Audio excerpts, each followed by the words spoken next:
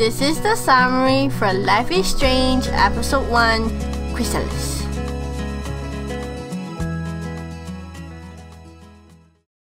It all began when Max got up from the ground and she found that she's near the lighthouse, and then she looked around like, oh, looky, big tornado, and then no, I guess the tornado's gonna kill me. So she ran, and then the lighthouse toppled over and she almost got crashed in it. Wake up! And she wake up in class. Finally, it's all a dream. And the teacher, of course, knows that she's falling asleep. So he asks her, what are the types? Victoria, the bitchy face, knows it all. Answered in a nasty tone. And of course, saved by the bell. Ring! Class is over. And guess what? Max needed to pee really bad. So she went to the pee room. He ran with the sissy run. Or the sissy walk all the way to the bathroom. And in the bathroom, she saw the really pretty blue butterfly. After taking a picture, a stupid boy runs in the bathroom. Max is shy. She hides in the corner. All of a sudden, the blue girl hair comes in. The blue girl was shouting at the guys like, give me money or I tell people about the boy's druggy business stuff. And then the boy went crazy and pulled a gun on her and shoots her. Max got really scared. She was like, no! She yelled, and then all of a sudden, she stopped time and rewind everything back into the classroom.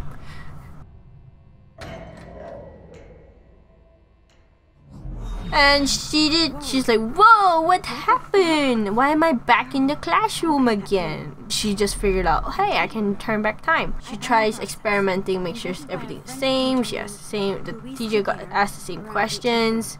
Of course, she knows the answers this time because she went through it. And then Victoria got all mad because Max got it all right. Bling! Class is over. And she wanted to save the blue-haired girl from being killed. So she ran to the bathroom. She ran. And hid in the corner. The boy came in. Boy Nathan. He came in, talked to himself in the mirror again. And then the girl comes in. This time Max was ready. So she pulled the fire alarm just before the blue-haired girl was shot. The blue-haired girl ran out and she was safe. As she was going out, she saw the principal and she like told on the shooting boy to the principal like what he did in the girl's bathroom. And the principal didn't believe, but which doesn't make any sense because Max is a good girl and she has a scholarship on her head. I don't understand why would she be lying about such things anyway.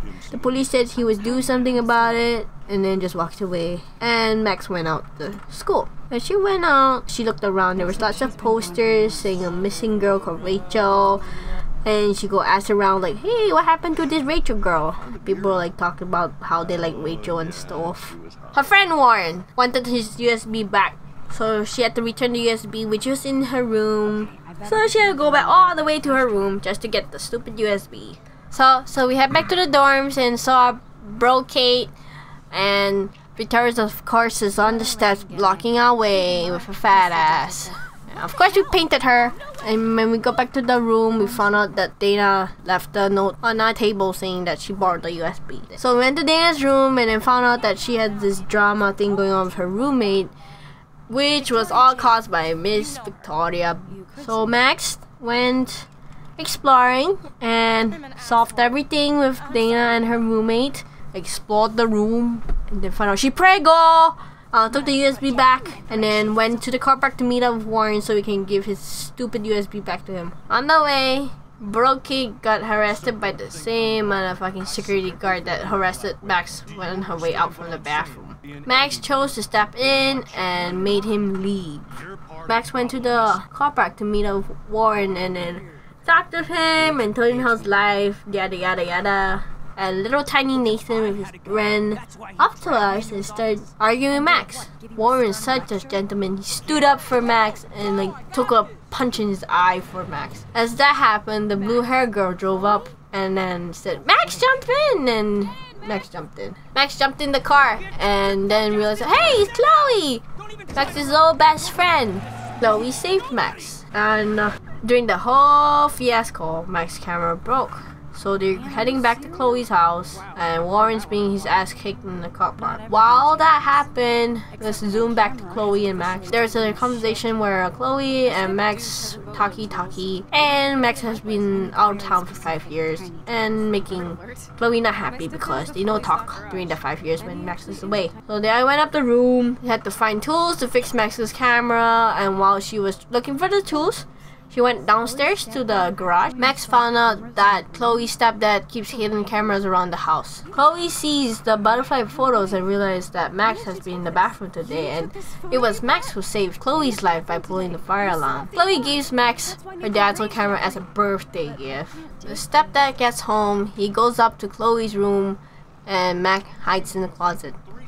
Unfortunately, he sees a joint lying around and starts fighting with Chloe and hits her. He seems to care about Chloe but does a poor job at it. Max and Chloe jumped out the window to head to the lighthouse. They sat down at the bench and start talking about Nathan. Apparently, Chloe tried to get money off Nathan in the bar, but instead was roofied. She woke up at his house and was able to escape. She was almost raped. All of a sudden, Max has a vision about a giant tornado in the bay. In that vision, she looked down at a paper. It happens in 4 days. This was the same tornado that she saw at the beginning of the whole thing. Chloe catches Max, and Max tells her about the vision, about the time-stopping ability and the incoming tornado. Chloe doesn't believe her and says it's still very warm, and all of a sudden it began to snow. Max, start from the beginning. Tell me everything.